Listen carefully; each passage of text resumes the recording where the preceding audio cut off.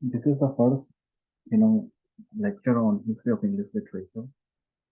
Um, History of English literature is very closely related to the history of English people, the Britishers, England. It began with the emergence of English nation and, kept on evolving along with the social development of the nation.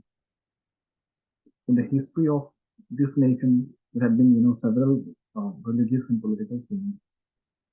Like we will briefly explore the history of English literature, and then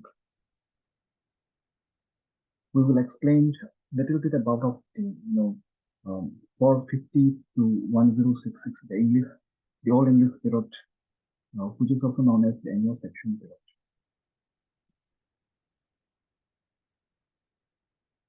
450 to 1066, incorporated, includes the Old English period and the Anglo-Saxon period, and 1066, 1500, covers the Middle English period, the Anglo-Norman period, the age of Chaucer.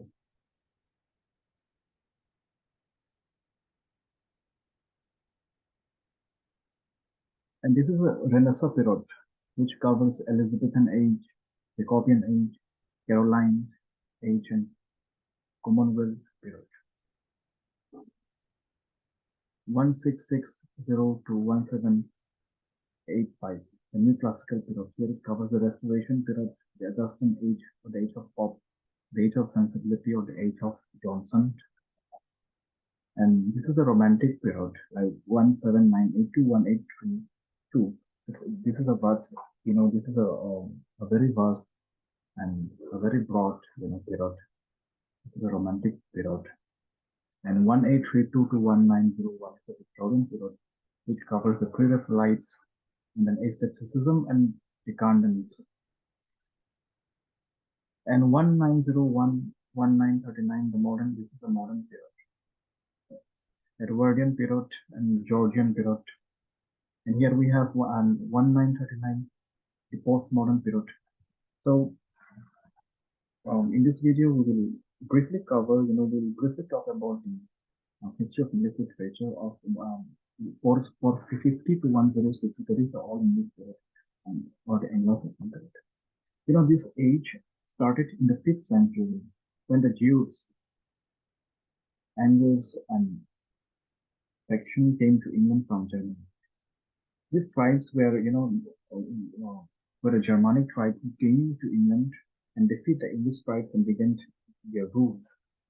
It ended in 1066 with Norman conquest. And these are some, major literary works. We have Beowulf. This is a very vast and a great epic.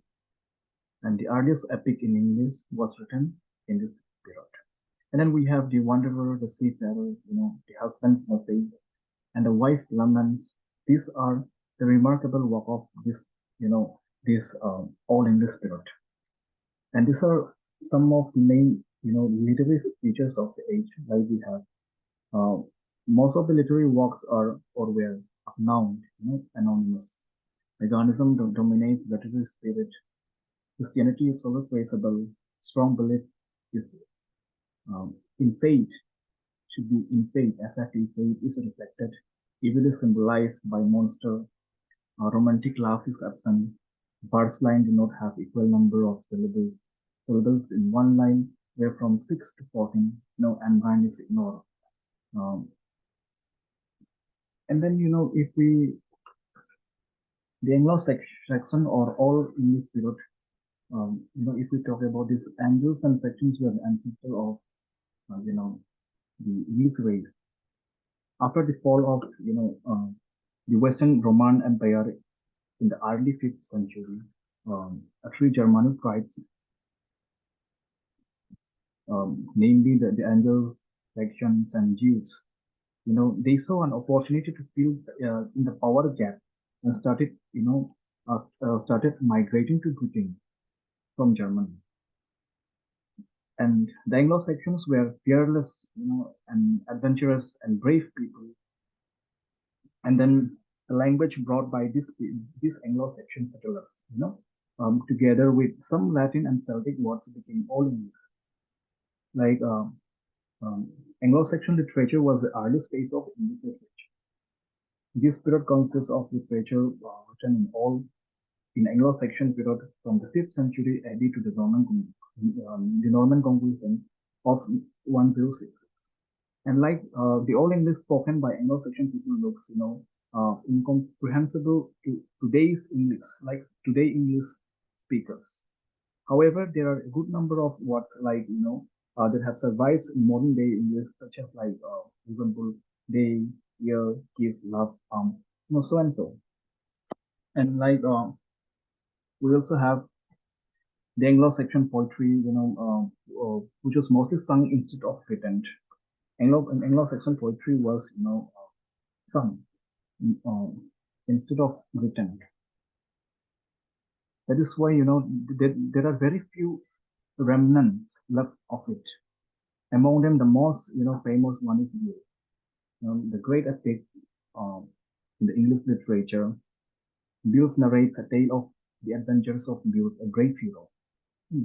So this poem, in fact, abounds in all sorts of references and allusions to great events and, the fortunes of kings and nations.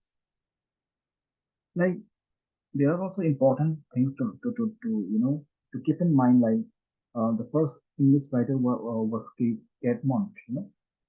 His poetry, in all English language, like the only surviving work of Caedmon is like Caedmon's Hymn. And then the first work of English literature is Beowulf. Like these are the important things to note it down. And then a very interesting thing that here we have like Anglo-Saxons, migrated to Britain from northern Germany. They were known as the barbarians when compared to the highly civilized Romans.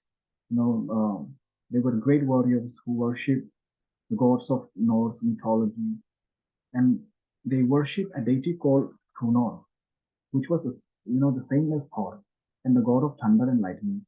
And this, it is after him that the Thursday is named. And another important god was Odin, the god of poetry. Odin was the god of poetry, death, and magic. This all in this name for Odin was Odin, from which we got Wednesday, this Wednesday.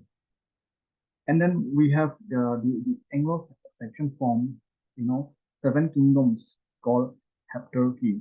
Like this Heptarchy is a Greek term, meaning, rule of seven. The seven kingdoms were Kent, Essex, Sussex, Wessex, East Anglia, Mercia, and Northumbria. These kingdoms fought amongst each other for supremacy.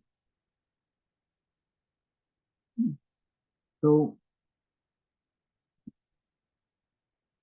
and then we have, this view, the one of the great epic of the English literature. This gives us, a very accurate picture of the courage of the courageous Anglo-Saxons. The first English poet by name was Caedmon, who lived during the 1600s. And